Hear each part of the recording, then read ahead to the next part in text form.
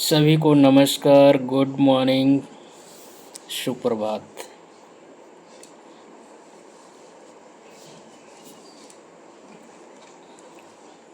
आज हम शुरू करते हैं खिलजी वंश। और खिलजी वंश में जो है, आइए देखते हैं पहला क्वेश्चन। जलालुद्दीन फिरोज खिलजी का किलो खड़ी में राज्याभिषेक किस सन में हुआ था? तो जलालुद्दीन फिरोज खिलजी का किलो खड़ी में राज्याभिषेक किस सन में हुआ था? 1289 में, 1291 में, 1290 में, 1292 में। तो जलालुद्दीन फिरोज खिलजी का किलो खड़ी में राज्याभिषेक 1290 में हुआ था।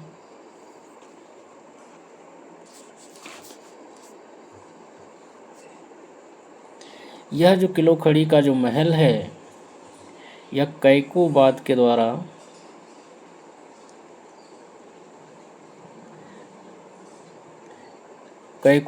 द्वारा बनवाया गया था। और इसी महल में जो है जलालुद्दीन फिरोज खिलजी ने अपना राज्याभिषेक कराया था। नेक्स्ट देखते हैं।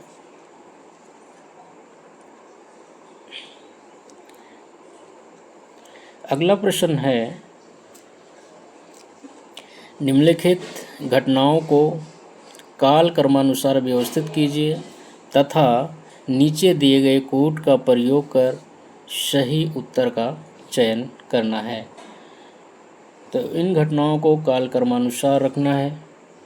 तो जैसे तैमूर का आक्रमण, तो तैमूर का आक्रमण कब होता है? 1398 में। नसरुद्दीन महमूद के समय जो तुगलक वंश का शासक था। सांकेतिक मुद्रा का प्रचलन किसने किया? मोहम्मद बिन तुगलक ने किया था। और मोहम्मद बिन तुगलक ने सांकेतिक मुद्रा का प्रचलन जो है ये 1329 और 30 में किया था मोहम्मद बिन तुगलक ने। बाजार नियंत्रण नीति ये अलाउद्दीन खिलजी की है। तो बाजार नियंत्रण नीति अलाउद्दीन खिलजी ने जो है ये 1296 है ना, 1296 में लागू किया था। और फिर मलिक छज्जू का विद्रोह, तो मलिक छज्जू का जो विद्रोह है ये मलिक छज्जू ने विद्रोह कब किया था? जलालुद्दीन खिलजी के समय में किया था। तो जलालुद्दीन खिलजी के समय में जब विद्रोह किया था तो ये जो है 1290 की घटना है ना। तो जलालुद्दीन फिरोज खिलजी के गद्दी पे बैठने के कुछ समय बाद ही इसने जो है विद्रोह कर दिया था, मलिक छज्जू जो उसका भतीजा था। अब इनको क्रम से कर लीजिए। तो इनका क्रम क्या होगा? सबसे पहले कौन सी घटना आ रही है? मलिक छज्जू का विद्रोह, नंबर 4 मतलब 4 पहले आएगा। फिर 4 के बाद कौन सा आ रहा है? 1296 मतलब 3 आ रहा है। बाजार नियंत्रण व्यवस्था आ रही है। और उसके बाद कौन सा आ रहा है? उसके बाद आ रहा है सांकेतिक मुद्रा का प्रचलन मोहम्मद बिन तुगलक द्वारा 1329 से 30 में, दूसरा आ रहा है। और उसके बाद जो है तैमूर का आक्रमण 1398। तो 4 3 1 2, 4 3 1 2। अब इसमें ऑप्शन में देख लीजिए 4 3 3 1 2 कौन सा है? तो 4 3 1 2 इसमें पहला है ना, पहला सही है। आगे देखते हैं।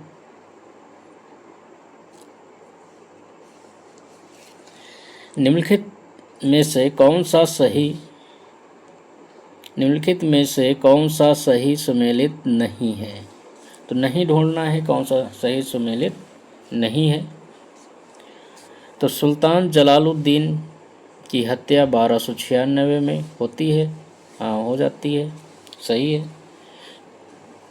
खिज्र खां दिल्ली का सिंहासन ग्रहण किया था। तो खिज्र खां ने दिल्ली का सिंहासन ग्रहण किया था 1414 ईस्वी में, ये भी सही है।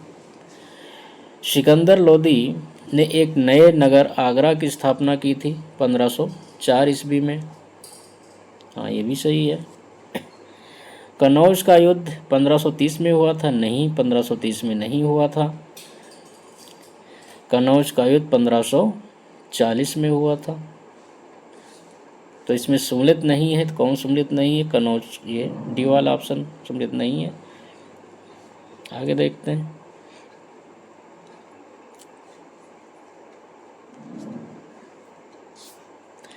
किस शासक ने विचार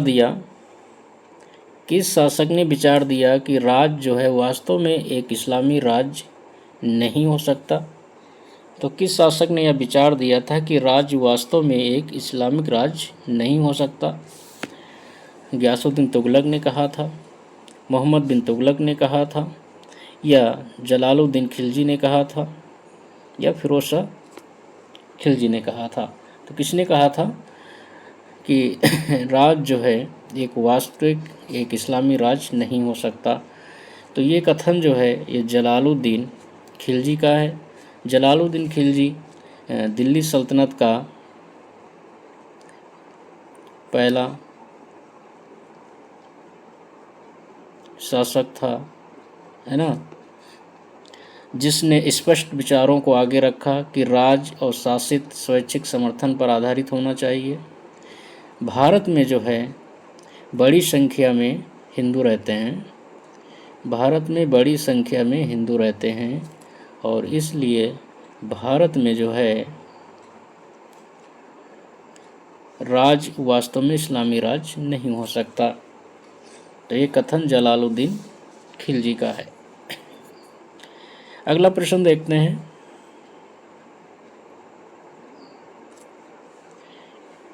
वह सुल्तान जो अधिराज तत्व में विश्वास करता था, न कि प्रभु सत्ता पर। वह सुल्तान जो अधिराज तत्व में विश्वास करता था, न कि प्रभु सत्ता पर। तो अधिराज तत्व में विश्वास करने वाला शासक इल्तुतमिश, बलबन था, अलाउद्दीन खिलजी था, या मोहम्मद बिन तुगलक था? तो अधिराजतत्व में विश्वास जो करता है न कि प्रभु सत्ता पर, तो वो जो अधिराजतत्व में विश्वास करने वाला जो शासक था वो था अलाउद्दीन खिलजी था, है ना। अलाउद्दीन खिलजी का अधिराजतत्व डोमिनियन में विश्वास करता था, न कि प्रभु सत्ता सर्वेंटी में। उसने दक्षिण भारत के प्रदेशों को साम्राज्य में विलीन किया था और साम्राज्य का विस्तार किया था। दक्षिण पर उसने अप्रत्यक्ष नियंत्रण भी स्थापित किया था। तो उसका जो है साम्राज्य का विस्तार करना उसका मेन था, ना कि प्रभु सत्ता। तो जैसे कि प्रभु सत्ता सर्वेंटी की बात ये बलबन करते हैं, लेकिन अधिराज तत्व में विश्वास जो करता है वो अलाउद्दीन खिलजी करता है। अगला प्रश्न देखते हैं। किस सुल्तान ने द्वितीय सिकंदर की उपाधि धारण की थी? तो किस सुल्तान ने द्वितीय सिकंदर की उपाधि धारण की थी? तो द्वितीय सिकंदर की उपाधि कौन धारण करेगा भाई? जो अपने साम्राज्य का विस्तार करता हो, जिसे क्षमता हो अपने साम्राज्य की विस्तार करने की। क्या बलबन ने किया था? नहीं। क्या मोहम्मद बिन तुगलक ने? हाँ, इनका साम्राज्य काफ़ी बड़ा था, लेकिन इनके ही शासनकाल में, इनके अंतिम समय में जो है पूरा इनका साम्राज्य जो है बिखर गया था। दक्षिण भारत बिल्कुल ही कई टुकड़ों में हो गया था, है ना। तो ये भी नहीं हो सकते। इल्तुतमिश ये भी नहीं हो सकते। इन्हें तो मोहम्मद कुतुबुद्दीन ऐबक के बाद जो साम्राज्य मिला था उसी को व्यवस्थित करना ही था। तो इसमें अलाउद्दीन खिलजी था जिसने उत्तर और दक्षिण भारत को जीता था, और दक्षिण भारत पर भी इसने प्रत्यक्ष नियंत्रण स्थापित किया था। अलाउद्दीन खिलजी एक महत्वाकांक्षी सुल्तान था, और उसने जो है सिकंदर द्वितीय, है ना, सिकंदर द्वितीय की उपाधि इसी ने धारण की थी।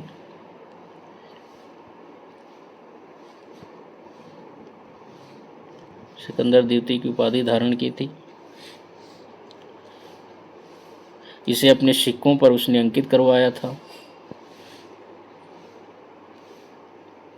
सिक्कों पर अंकित करवाया था। वह संपूर्ण विश्व को जीतने की अभिलाषा रखता था और एक नवीन धर्म चलाने की भी बात करता था, किंतु उसके एक वफादार मित्र थे। उसके वफादार मित्र और कोतवाल जो दिल्ली के थे, अलाउल मुल्क है ना,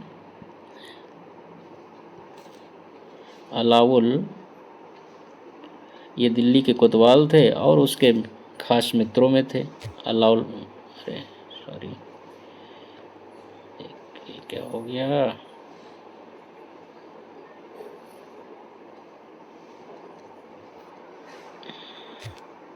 एक मिनट, अरे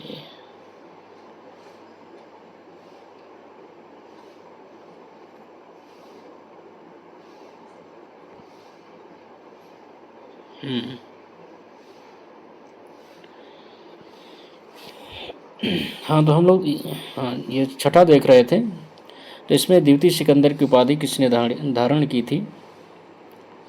स्क्रीन जो है इस बटन दब गया था, तो इसलिए जो है छोटी हो गई। तो इसमें जो है द्वितीय सिकंदर की उपाधि धारण करने वाला अलाउद्दीन खिलजी था, लेकिन इन्होंने जो दिल्ली के कोतवाल थे,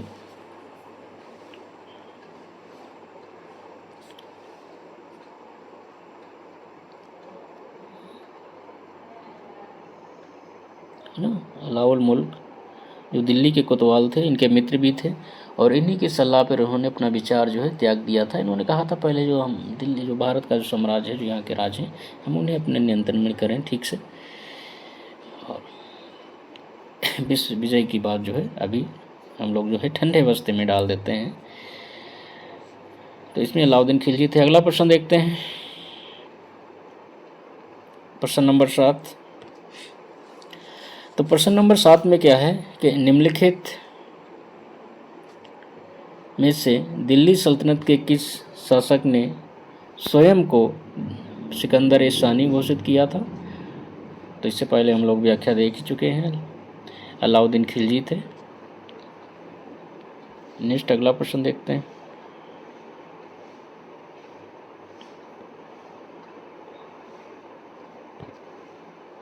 प्रश्न नंबर 8 देखिए, निम्नलिखित में से कौन दिल्ली का प्रथम मुस्लिम शासक था जिसने दक्कन को भेदा था। तो निम्नलिखित में से कौन दिल्ली का प्रथम मुस्लिम शासक था जिसने दक्कन को भेदा था।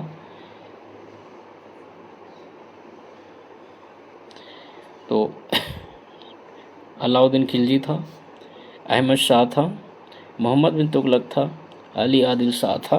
तो पहला मुस्लिम शासक जिसने दक्कन को भेदा था, मतलब जीता था, इसमें अलाउद्दीन खिलजी है ना, अलाउद्दीन खिलजी था। अलाउद्दीन खिलजी के विषय में जो है, ये दक्षिण भारत को जीतने वाला प्रथम सेनापति था और इसने जो है जलालुद्दीन खिलजी के समय में पहली बार जो है एक सेनापति के रूप में 1296 में देवगिरी को जीता था, है ना।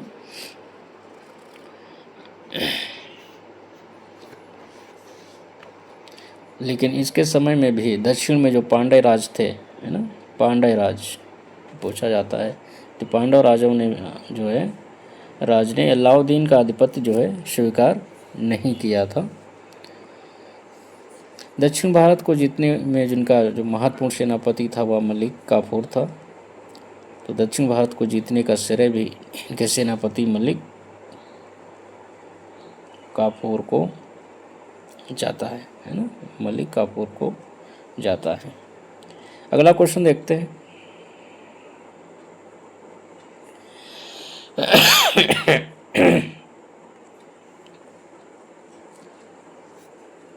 अलाउद्दीन खिलजी का दक्षिण भारत पर पहली बार आक्रमण कब हुआ। तो अलाउद्दीन खिलजी का दक्षिण भारत पर पहली बार आक्रमण कब हुआ। ऑप्शन में देखते हैं, 1306 में, 1299 में, 1296 में, 1309 में। तो अलाउद्दीन खिलजी का दक्षिण भारत पर पहली बार आक्रमण कब होता है, 1296 में देवगिरी पे करते हैं।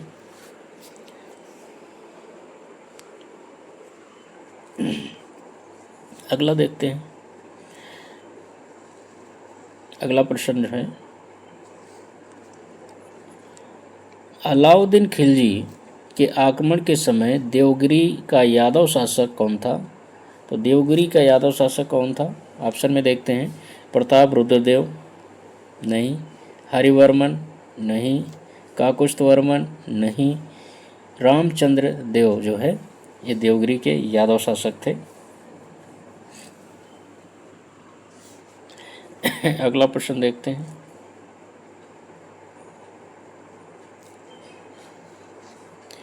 अलाउद्दीन खिलजी ने किस हिंदू शासक को राय रायन की उपाधि दी थी? तो राय रायन की उपाधि किसे दी थी? प्रताप रुद्रदेव को नहीं, बीरबललाल द्वितीय को नहीं, सुंदर पांडे को नहीं दी थी। तो किस हिंदू शासक को राय रायन की उपाधि दी थी? तो रामचंद्र देव को। 1296 में जो है इनको जीतने के बाद जो है रामचंद्र देव का व्यवहार जो है अलाउद्दीन खिलजी के प्रति अच्छा होता है, और इस वजह से जो है रामचंद्र देव को जो है राय रायन की उपाधि अलाउद्दीन खिलजी देता है। नवसारी की जागीर भी इन्हीं को दी जाती है ना। हाँ, अगला प्रश्न देखते हैं।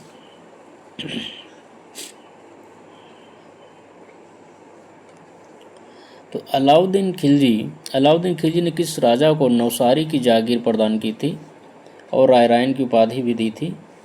ये पहले प्रश्न में हम देख चुके हैं। तो इसमें जो है देवगिरी के रामचंद्र देव को इन्हें ही जो है राय रायन की उपाधि और नवसारी की जागीर जो है अलाउद्दीन खिलजी ने प्रदान की थी।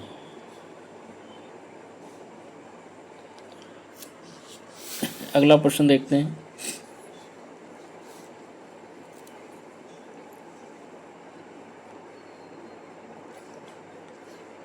अलाउद्दीन खिलजी के विषय में क्या सत्य नहीं है? तो देखते हैं क्या सत्य नहीं है। भू राजस्व की वृद्धि की थी, सत्य नहीं है, मतलब जो बात गलत है। भू राजस्व की वृद्धि की थी, हाँ की थी, ये तो बात सत्य है। गुप्तचर प्रणाली का गठन किया था, ये भी बात सत्य है। मद्य निषेध प्रतिबंधित किया था, ये भी बात सही है। सैन्य अधिकारियों को जागीरें प्रदान करना, नहीं भाई, उसने सैन्य अधिकारियों को जागीरें कहाँ प्रदान की, और तो उसने जागीरें छीन ली है ना, क्योंकि जागीरें छीन के उसने नगद वेतन देना शुरू किया था।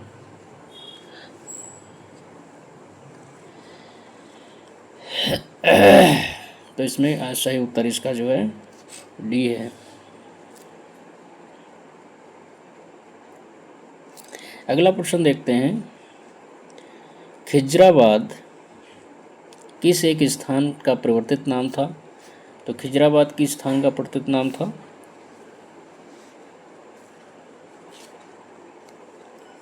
रणथंभौर का था, नहीं। एलिसपुर का था, नहीं। चित्तौड़ का था, हाँ। तो खिजराबाद जो है ये चित्तौड़ का परिवर्तित नाम था। और चित्तौड़ को जो है 1303 में अलाउद्दीन खिलजी जो है चित्तौड़ पर विजय प्राप्त करता है, और चित्तौड़ पर विजय प्राप्त करने के बाद अपने पुत्र खिज्र खां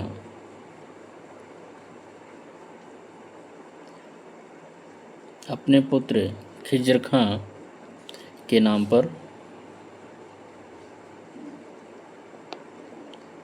पर जो है चित्तौड़ का नाम जो है खिरीजाबाद,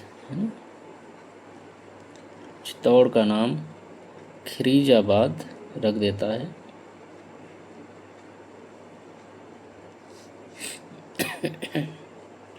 नेक्स्ट देखते हैं, अगला प्रश्न देखते हैं। तो खिरीजाबाद किस नगर का नाम था? सीधे चित्तौड़। अगले प्रश्न पढ़ते हैं। बार बार प्रश्न लिया गया है क्योंकि ये प्रैक्टिस सेट का है, और प्रैक्टिस सेट में जितनी प्रकार से प्रश्न पूछे गए हैं तो हमने ले लिया है, इसमें कन्फ्यूजन ना हो। चित्तौड़ का नाम बदलकर खिलजाबाद किसके द्वारा रखा गया था? तो अलाउद्दीन खिलजी के द्वारा रखा गया था। अगला प्रश्न देखते हैं। अलाउद्दीन खिलजी की बाजार नियंत्रण व्यवस्था का जियाउद्दीन बरनी के अनुसार मुख्य उद्देश्य क्या था? तो अलाउद्दीन खिलजी की बाजार नियंत्रण व्यवस्था का जियाउद्दीन बरनी के अनुसार मुख्य उद्देश्य था। तो मुख्य उद्देश्य क्या था भाई, देखते हैं इसमें। एक विशाल स्थायी सेना का भरण पोषण करना था। बी, सैन्य सामान की समृद्धि और एवं कल्याण करना था। किसानों की संपन्नता मतलब किसानों को संपन्न बनाना था, या व्यापारियों को दंडित करना था? तो व्यापारियों को दंडित करना तो होगा नहीं, किसानों को संपन्न बनाना था, ऐसा भी नहीं था। जन सम्मान की समृद्धि एवं कल्याण करना था। तो जन सम्मान का कुछ हद तक फायदा था, लेकिन जन सम्मान को जो है लाभ पहुंचाना प्रत्यक्ष रूप से इनका जो उद्देश्य नहीं था। इनका उद्देश्य जो पहले था वो एक विशाल स्थायी सेना का भरण पोषण के लिए इन्होंने व्यवस्था की थी, इसलिए बाजार नियंत्रण व्यवस्था को लाए थे वो जियाउद्दीन बरनी के अनुसार। ठीक है, तो पहला ऑप्शन सही है, एक विशाल स्थायी सेना का भरण पोषण का उद्देश्य था। अगला प्रश्न देखते हैं। बाजार नियंत्रण पद्धति किस शासक की देन थी? तो बाजार नियंत्रण पद्धति किस शासक की देन थी? अलाउद्दीन खिलजी की थी। अभी हम लोगों ने ऊपर देख लिया है। अगला प्रश्न बाजार से संबंधित है। बाजार नियंत्रण दिल्ली के सुल्तान से संबंधित था? तो बाजार नियंत्रण दिल्ली के किस सुल्तान से संबंधित था? सीधे अलाउद्दीन खिलजी से संबंधित था। अगला प्रश्न देख लेते हैं। जहाँ व्याख्या करने वाला होगा मैं कर दूंगा, समझा दूंगा। प्रश्न 20, निम्नलिखित सुल्तानों में से सर्वप्रथम दिल्ली सल्तनत में बाजार नियंत्रण व्यवस्था लागू की थी? तो अभी हम लोगों ने ऊपर देख ही लिए हैं, अलाउद्दीन खिलजी थे। अगला प्रश्न देखते हैं। अलाउद्दीन खिलजी द्वारा बाजार नियंत्रण व्यवस्था या आर्थिक अधिनियमों के पीछे का मुख्य उद्देश्य क्या था?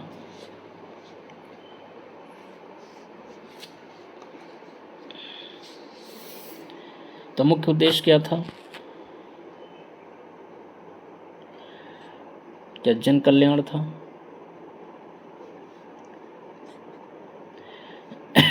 क्या सीमित वेतन में अपने सैनिकों को संतुष्ट रखना था? हिंदू सौदागरों व्यापारियों पर नियंत्रण रखना था? नहीं। क्या अवैध व्यापारिक गतिविधियों पर प्रतिबंध लगाना था? ये भी कुछ हद तक सही है, लेकिन पूर्ण रूप से सही नहीं है। उसका मेन जो मकसद था वो सीमित वेतन में अपने सैनिकों को संतुष्ट करना था। तो सही इसका जो है सही है बी, है ना। तो 21 का जो है बी सही है। बाकी आयोग ने जन कल्याण माना था, सही ये भी है, लेकिन जो उसका मेन मकसद था जियाउद्दीन बरनी जो कहते हैं सीमित सेना में अपने सैनिकों को संतुष्ट करना था। तो ये है सीमित वेतन में अपने सैनिकों को संतुष्ट करना था। बाकी आंशिक रूप से डी वाला भी सही है और ये वाला जन कल्याण, भाई जब उसने अपने सैनिकों के लिए किया तो उससे फिर बाद में आम जन को भी फायदा हुआ, लेकिन जो उसका लाने का जो मुख्य उद्देश्य था वो था सीमित वेतन में अपने सैनिकों को संतुष्ट रखना था। ठीक है, अगला देखते हैं।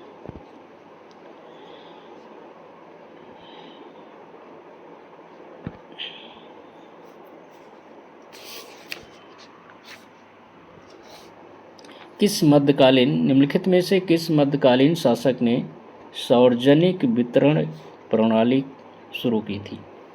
निम्नलिखित में से किस मध्यकालीन शासक ने सार्वजनिक वितरण प्रणाली प्रारंभ की थी? तो सार्वजनिक वितरण प्रणाली किसने शुरू की थी?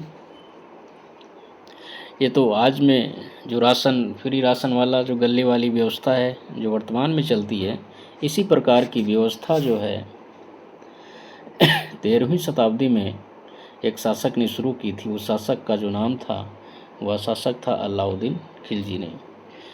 तो इसकी दूरदर्शी था, कितना दूरदर्शी था कि उसने जो है उस समय में इस जो आज आधुनिक में जो आज की व्यवस्था है राशन प्रणाली, इस प्रकार की प्रणाली को अलाउद्दीन खिलजी ने 13वीं शताब्दी में सोच लिया था। वो अपनी जनता के लिए उसने ऐसी व्यवस्था की थी। तो वो शासक था अलाउद्दीन खिलजी।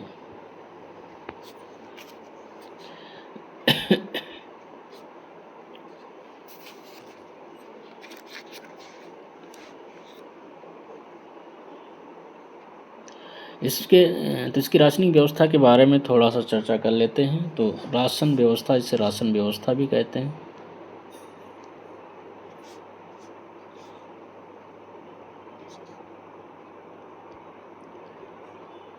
इसे राशन व्यवस्था भी कहते हैं।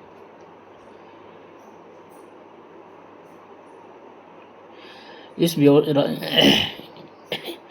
सार्वजनिक प्रणाली में जो राशन व्यवस्था में अनाज को पर्याप्त मात्रा में उपलब्ध कराने के लिए सुल्तान ने क्या किया था, दोआब क्षेत्र में लगान अनाज के रूप में, जो दोआब का जो क्षेत्र था, यहाँ कहा गया कि भाई नगद आप लोग मत दीजिए, मुझे सीधे अनाज ही दीजिए।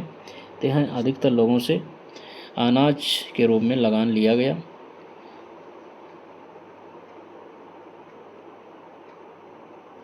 तो इस प्रकार से ला के फिर जो है उसके लिए गोदाम बनाए गए, वहाँ पे जो है उन्हें रखा जाता था, आवश्यकता पड़ने पर जो है आमजन को दिया जाता था।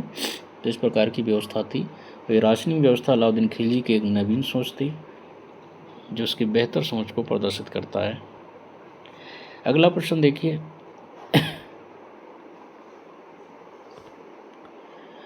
मलिक काफूर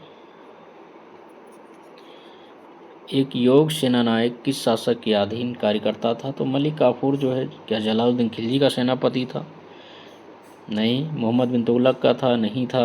अलाउद्दीन खिलजी का था? हाँ, अलाउद्दीन खिलजी का सेनापति था मलिक काफूर। अलाउद्दीन खिलजी का सेनापति मलिक काफूर था, जिसने दक्षिण भारत को जीतने का श्रेय दिया जाता है ना। अगला प्रश्न देखिए,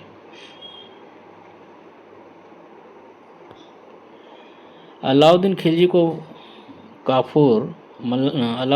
को काफूर नामक दास कहाँ से प्राप्त हुआ था? क्या मालवा से प्राप्त किया था? गुजरात से प्राप्त किया था?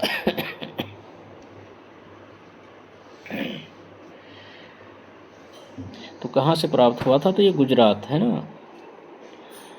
मलिक काफूर नामक दास को गुजरात से प्राप्त किया था।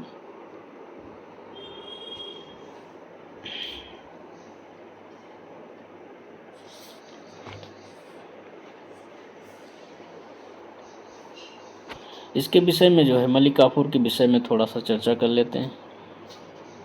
इसको जो है जब अलाउद्दीन खिलजी का गुजरात अभियान होता है तो गुजरात अभियान के दौरान ही इसे प्राप्त किया जाता है और इसे 1000 स्वर्ण दिनारों में खरीदा जाता है। 1000 स्वर्ण है ना, गुजरात के खंभात से इसे प्राप्त किया जाता है। तो इसे 1000 स्वर्ण दिनारों में खरीदा जाता है और इसीलिए मलिक काफूर को 1000 दिनारी भी कहा जाता है। मलिक काफूर को 1000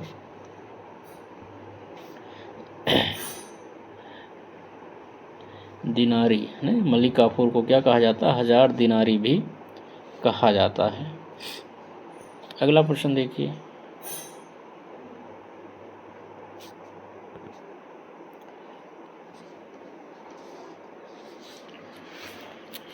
अगला प्रश्न है 25 नंबर देखिए, निम्नलिखित इतिहासकारों में से किसने मलिक काफूर के दक्षिण अभियानों का सर्वाधिक आधिकारिक विवरण दिया है? तो मलिक काफूर के दक्षिण अभियानों का सर्वाधिक आधिकारिक विवरण जो है बन बतूता ने दिया है। तो मोहम्मद बिन तुगलक के समय में था। इसामी ने दिया है? नहीं। जियाउद्दीन बर्नी ने दिया है? नहीं दिया। मोहम्मद बिन तुगलक और ये फिरोज तुगलक के समय में थे, है ना। अमीर खुसरो ने जो है अपनी किताब खजाइन, है ना,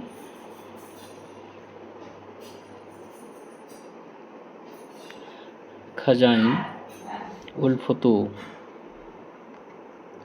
खजाइन उल फतूह लिखते हैं। और खजाइन उल फतूह में अलाउद्दीन, जिसे तारीख़ अलाई भी कहा जाता है इस किताब को, और इसी में जो है अलाउद्दीन खिलजी के दक्षिण अभियानों का उल्लेख है। और इसी में उन दक्षिण अभियानों को करने वाला जो अलाउद्दीन खिलजी का जो सेनापति था वो मलिक काफूर था।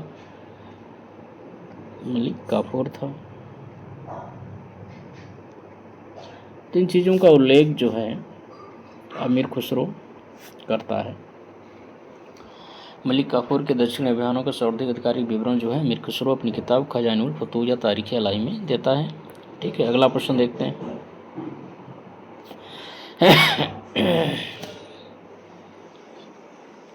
चाय पी लिया जाए।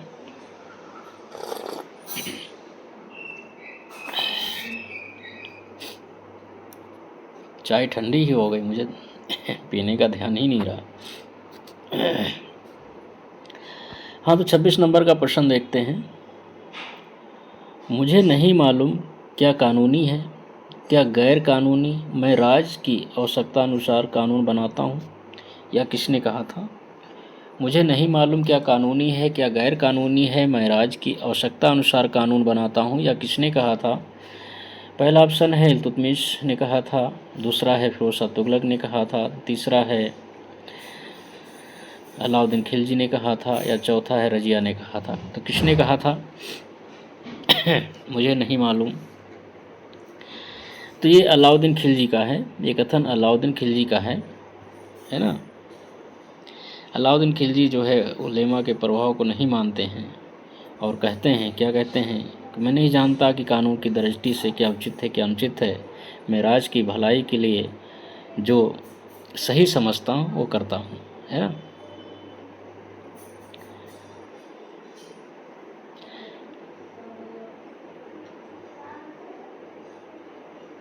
अगला प्रश्न देखिए।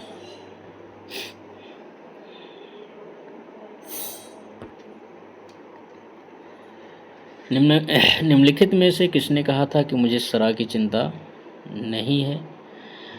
तो मुझे शरह की चिंता नहीं है, ये किसने कहा था?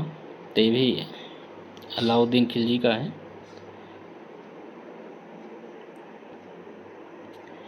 अलाउद्दीन खिलजी ने कहा था कि मुझे शरह की चिंता नहीं है। उसने अपने आप को अलाउद्दीन खिलजी ने एक उपाधि धारण की थी। उसने अपने आप को कहा था यामिन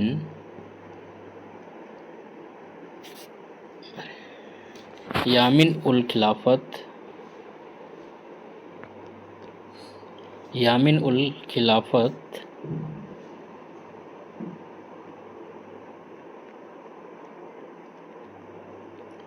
यामिन उल खिलाफत नासरी, यामिन उल खिलाफत नासरी अमीर उल मोमिनीन, अमीर उल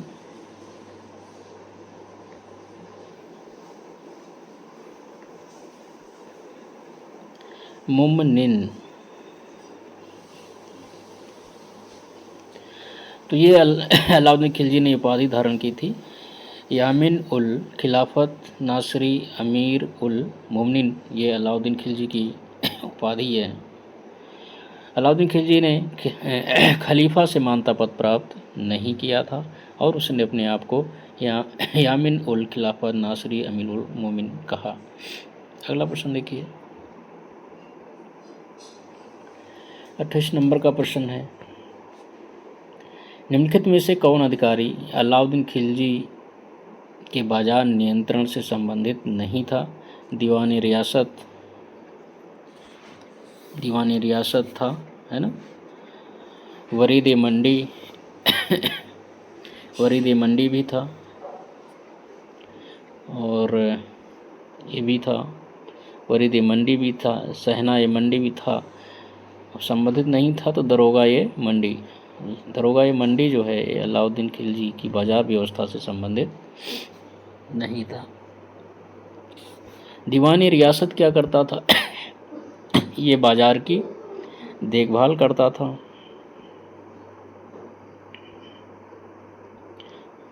बाजार की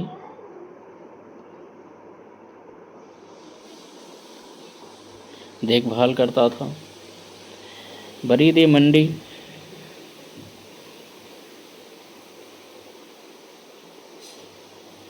बरीद मंडी होता था। शहनाई मंडी जो है ये बाजार अधीक्षक था, है ना। शहनाई मंडी जो था ये बाजार अधीक्षक था, बाजार का अध्यक्ष होता था। बरीद जो है ये गुप्तचर होते थे। बरीद मंडी है ना, गुप्तचरों का मुखिया होता था। तो बाजार अध्यक्ष जो क्या था, शहनाई मंडी बाजार अध्यक्ष था। दरोगा ए मंडी ये नहीं था। अगला प्रश्न देखिए, प्रश्न नंबर 29।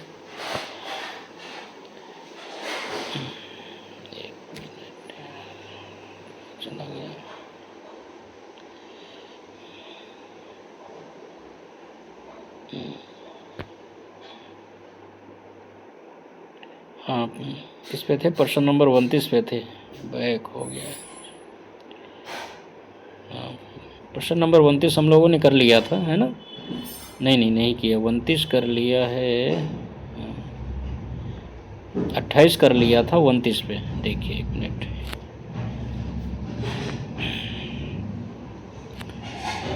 तो 29 प्रश्न देखिए, अलाउद्दीन खिलजी की बाजार नियंत्रण व्यवस्था का प्रभारी अधिकारी कौन था? तो प्रभारी अधिकारी कौन था? अमीर ए कोही था? नहीं। अमीर ए कोही जो है ये कृषि विभाग का था, है ना। इसके बारे में डिफाइन कर लेते हैं। ये कृषि विभाग का था और इस विभाग को स्थापित किसने किया था? इस विभाग को स्थापित किया था मोहम्मद बिन तुगलक ने। इसे मोहम्मद बिन तुगलक ने स्थापित किया था, है ना। आरिजी ममालिक तो आरिजी ममालिक विभाग जो है इसे बलबन ने स्थापित किया था, जो सैन्य विभाग था, है ना। सैन्य विभाग था, बलबन ने स्थापित किया था, तो ये भी नहीं होगा। शहनाई मंडी, हाँ, शहनाई मंडी जो है बाजार नियंत्रण व्यवस्था का प्रभारी अधिकारी था, मतलब बाजार का अध्यक्ष होता था शहनाई मंडी। ठीक है, तो सही ऑप्शन है शहनाई मंडी। अगला प्रश्न देखते हैं।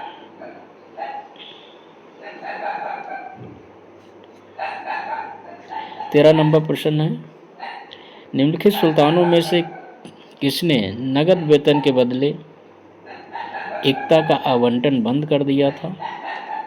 तो नगद वेतन के बदले एकता का आवंटन किसने बंद किया? क्या नसीरुद्दीन महमूद ने बंद किया? नहीं।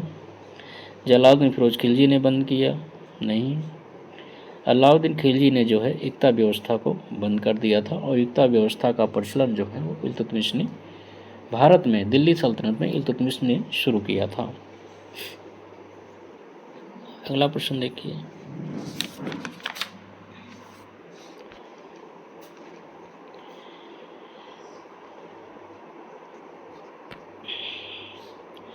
हाँ, 31 नंबर का प्रश्न है, निम्नलिखित में से किसने एकता प्रणाली को समाप्त कर दिया था? तो एकता प्रणाली को समाप्त करने वाला जो शासक था वो इल्तुतमिश ने तो इसे शुरू किया था, प्रारंभ किया था, है ना। इल्तुतमिश ने क्या किया था? प्रारंभ किया था। समाप्त किया था अलाउद्दीन खिलजी ने, है ना। अलाउद्दीन खिलजी ने इसे समाप्त किया था। अगला प्रश्न देखिए,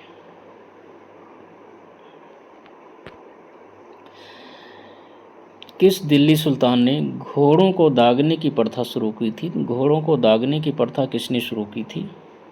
इल्तुतमिश ने शुरू की थी, या बलबन ने शुरू की थी, अलाउद्दीन खिलजी ने शुरू की थी, या फिरोज शाह तुगलक ने शुरू की थी? तो इसमें जो है घोड़ों को दागने की प्रथा जो है,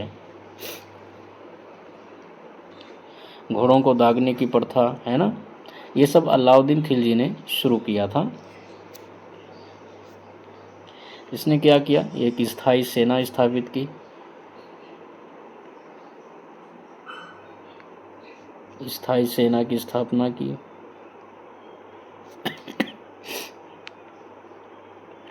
घोड़ों को दागने की व्यवस्था शुरू की,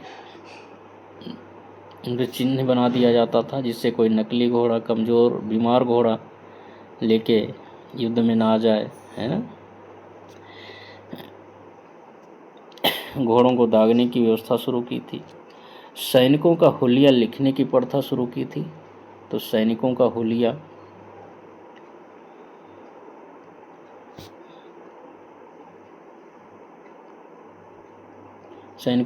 लिखने की प्रथा भी शुरू की थी।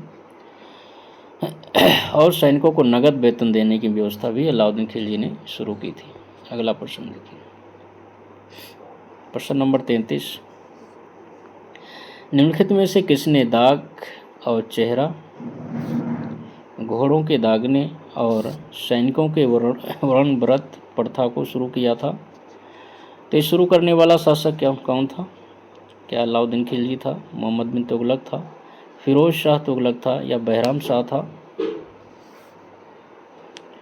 तो ये जो है अलाउद्दीन खिलजी था।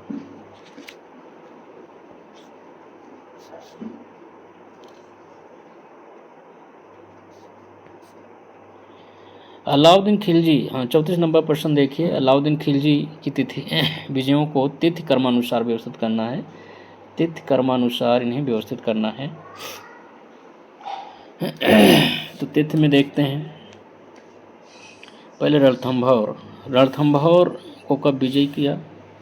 तो रणथंभौर विजय जो है उसकी 1301 में 1301 में रणथंभौर को जीता था और 1303 में चित्तौड़ को जीता था।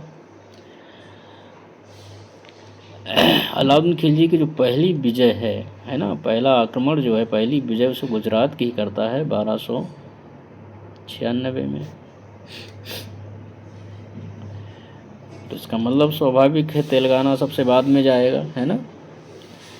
1309 में तेलंगाना 1309 में जाएगा। अब इसमें देख लीजिए क्रम से कौन सा सही है। तो इसमें सबसे पहले कौन आएगा भाई? सबसे पहले 2 आएगा, 2 ऑप्शन आएगा और उसके बाद 1 आएगा, 2 के बाद 1 आएगा, 1 के बाद 3 आएगा, 3 के बाद 4 आएगा। तो 2 1 3 4, तो 2 1 3 4 किस में है? 2 1 3 4 डी। इसका तो ऑप्शन कौन सा सही है? इसका डी सही हो गया। अगला प्रश्न देखिए, 35 नंबर प्रश्न।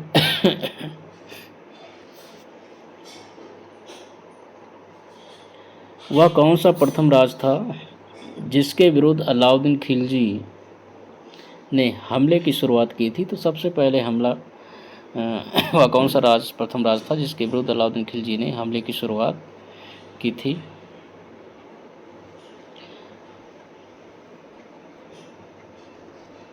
तो रणथंभौर था, है ना। रणथंभौर था। रणथंभौर पे सबसे जो है रणथंभौर पे जो है 1303 में शुरू किया था, लेकिन सबसे पहले आक्रमण उसने गुजरात पे ही किया था। ऑप्शन के हिसाब से, जो इसमें ऑप्शन है उस हिसाब से रणथंभौर है। तो रणथंभौर में जो शासक था वो चौहान वंशी राजा हमीर देव था। यहाँ का शासक चौहान वंशी शासक हमीर देव था। और लंबे घेरे के बाद, लंबे संघर्ष के बाद अंत में जो है अलाउद्दीन खिलजी ने हमीर देव के एक मंत्री रणमल होते हैं, रणमल को जो है प्रलोभन देकर अपनी ओर मिला लेते हैं अलाउद्दीन खिलजी। और इस प्रकार जो है रणमल की धृष्टता या दुष्टता के कारण अलाउद्दीन खिलजी जो है 1301 में रणथंभौर को जीत लेता है, उसके किले पर अधिकार कर लेता है। अगला देखते हैं,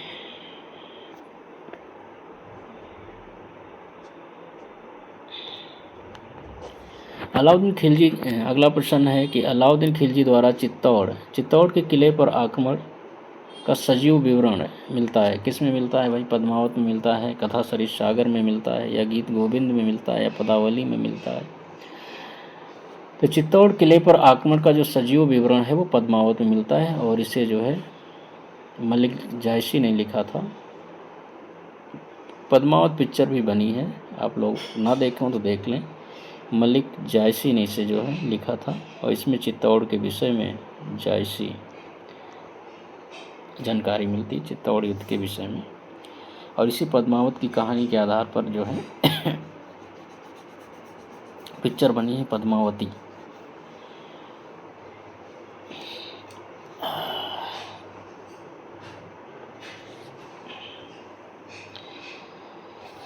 पद्मावत में क्या कहानी मिलती है, कहानी भी सुना दूं।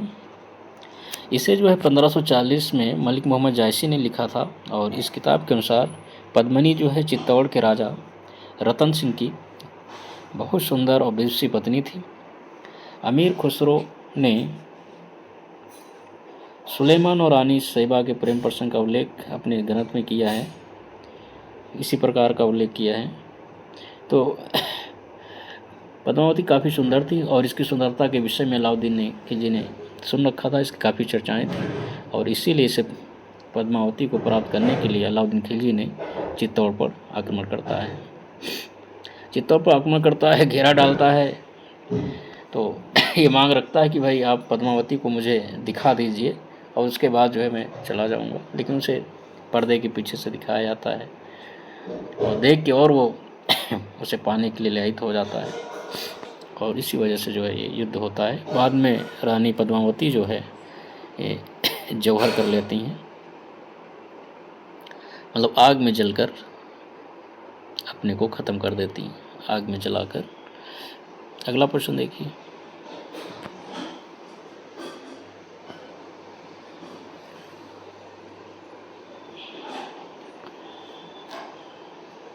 अगला 37 नंबर का प्रश्न है, किस मंगोल सेनापति ने अलाउद्दीन खिलजी को हराया था? तो इसमें तारगी है ना। तारगी जो है ये मंगोलों का चौथा आक्रमण था और इसने जो है 1303 में आक्रमण किया था और उसी समय अलाउद्दीन खिलजी चित्तौड़ विजय करके जो है जीता था। काफ़ी थका हुआ था भाई, चित्तौड़ को जीतना कोई इतना आसान तो था नहीं, तो थका हुआ था और उसकी सेना भी अस्त व्यस्त थी। तो जब तारगी बेग जो है आक्रमण किया, ये दिल्ली तक पहुंच जाता है, तो फिर अलाउद्दीन खिलजी की अपने महल में, राजधानी में अपने को कैद कर लेता है और कुछ समय के घेरे के बाद जो है तारगी बेग जो है वापस चला जाता है। 2 माह के घेरे के पश्चात जो है ये वापस चला जाता है। तो इसीलिए जो है ये कहा जाता है इसने हराया था, लेकिन प्रत्यक्ष युद्ध नहीं हुआ था। एक प्रश्न पूछा गया है, ये TGT 2013 में पूछा गया था। अगला प्रश्न देखिए। प्रश्न नंबर 38 है कि सुल्तान ने अपने को ईश्वर का प्रतिनिधि कहा और अपने सिक्कों पर खलीफातुल्लाह शब्द अंकित कराया था। अपने को ईश्वर का प्रतिनिधि कहा और अपने सिक्कों पर खलीफातुल्लाह शब्द अंकित कराया था, है ना।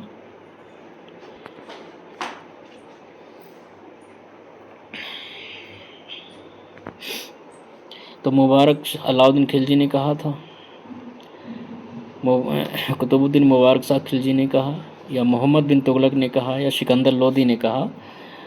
तो ऐसा कहने वाला जो शख्स था वो कुतुबुद्दीन मुबारक शाह खिलजी था, जिसने अपने को ईश्वर का प्रतिनिधि कहा और सिक्कों पर खलीफातुल्लाह शब्द अंकित कराया।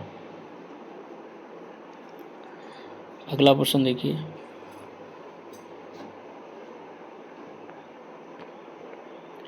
किस सुल्तान ने स्वयं को खलीफा घोषित किया था? तो स्वयं को खलीफा किसने घोषित किया था? कुतुबुद्दीन मुबारक शाह खिलजी ने घोषित किया था। इसने स्वयं को खलीफा घोषित किया था कुतुबुद्दीन मुबारक शाह खिलजी ने, है ना।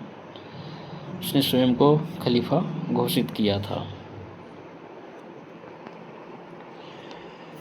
अगला प्रश्न देखिए।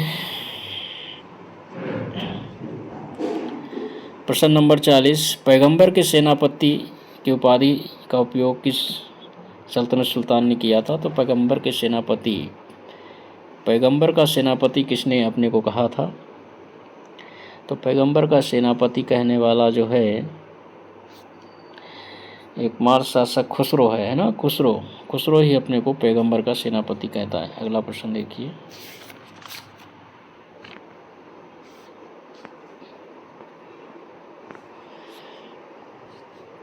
तो पैगंबर का सेनापति खुसरो कहता है। अगला प्रश्न देखिए, 41 नंबर प्रश्न।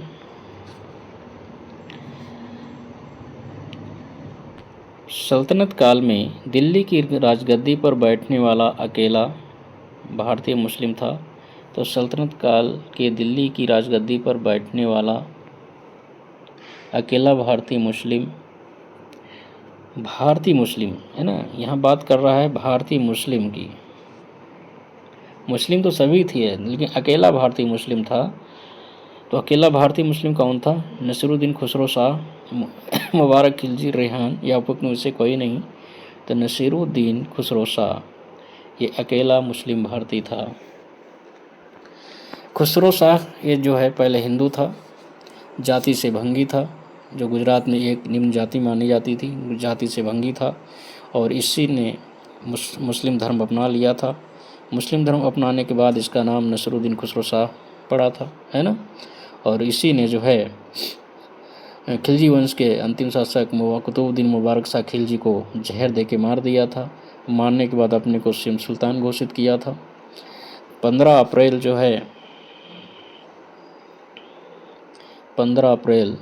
1320 इस सिंहासन पर बैठ गया था। मात्र 4.5 माह तक ही शासन कर पाया था। और बाद में दीपालपुर के सूबेदार गाजी मलिक और खुसरो के बीच युद्ध होता है, जिसमें खुसरो पराजित होता है और उसकी हत्या कर दी जाती है और खिलजी वंश का अंत हो जाता है ना।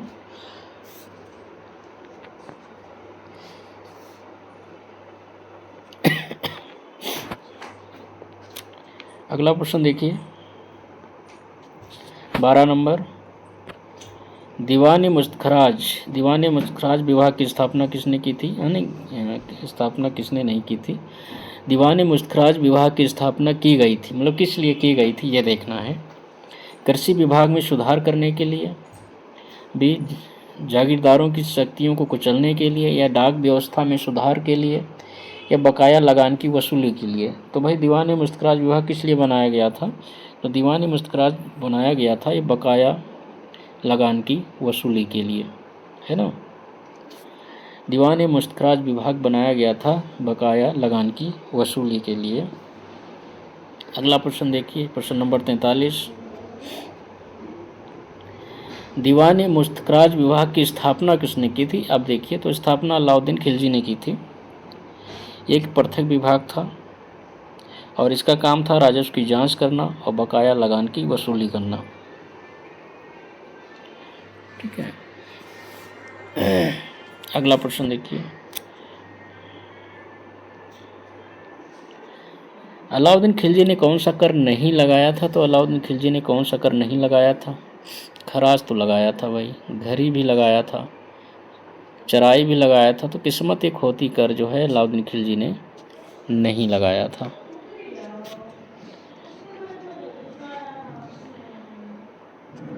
अगला प्रश्न देखिए, दिल्ली सल्तनत काल में खराज क्या था भाई? क्या हिंदुओं पर धार्मिक कर था, मुस्लिम किसानों से एकत्रित भूमि पर कर था, व्यापार कर था, या हिंदू जमींदारों से एकत्रित भूमि कर था? तो सल्तनत काल में जो खराज था ये हिंदू जमींदारों से एकत्रित भूमि कर था, है ना। तो डी ऑप्शन सही है इसका। अगला प्रश्न देखिए, अलाउद्दीन खिलजी के बाजार नियंत्रण के बारे में विस्तृत जानकारी कहाँ से मिलती है? कौन सा स्रोत है? फुतूह उस सलातीन में, खजाइनुल फुतूह में, तबकात नासरी में, या तारीख़ फ़िरोज़ शाही में? तो हमें जो विस्तृत जानकारी मिलती है वह है जियाउद्दीन बर्नी की रचना तारीख़ फ़िरोज़ शाही में। ये बर्नी की रचना है, तारीख़ फ़िरोज़ शाही, डी सही ऑप्शन। अगला देखिए, 47 नंबर प्रश्न देखिए, अलाउद्दीन खिलजी द्वारा प्रचलित बाजार नियंत्रण व्यवस्था का संचालन निम्नलिखित में से किस विभाग के नियंत्रणाधीन था? तो किस विभाग कौन सा विभाग जो है इसकी व्यवस्था देखता था, बाजार नियंत्रण व्यवस्था। तो इसमें देखते हैं दीवान इंसा। तो दीवान इंसा जो है ये शाही पत्राचार विभाग का था,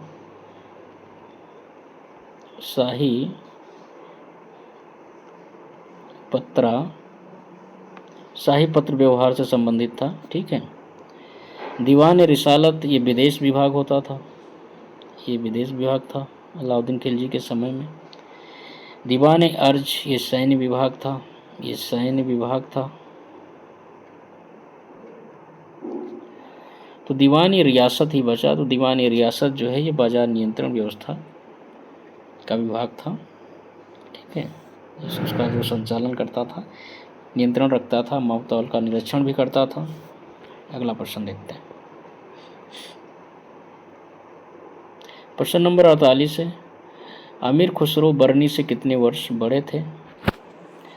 तो अमीर खुसरो बरनी से कितने वर्ष बड़े थे। बड़ा भाई ये पीजीटी 2006 में पूछा गया था, बड़ा अटपटा क्वेश्चन है। देखते हैं बरनी कब पैदा हुए थे। ये एटा पटियाली में पैदा हुए थे, है ना, कासगंज के। इनका जन्म 1253 है। बरनी कब पैदा हुए थे। तो बरनी पैदा हुए हैं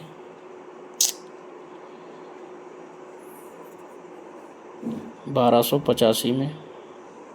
तो बरनी पैदा हुए हैं 1285 में। 85 से 53 घटा दो, 5 3 भैया 2 3 तो 32 वर्ष। अमीर खुसरो से बरनी जो है 32 वर्ष बड़े थे। अगला प्रश्न देखिए।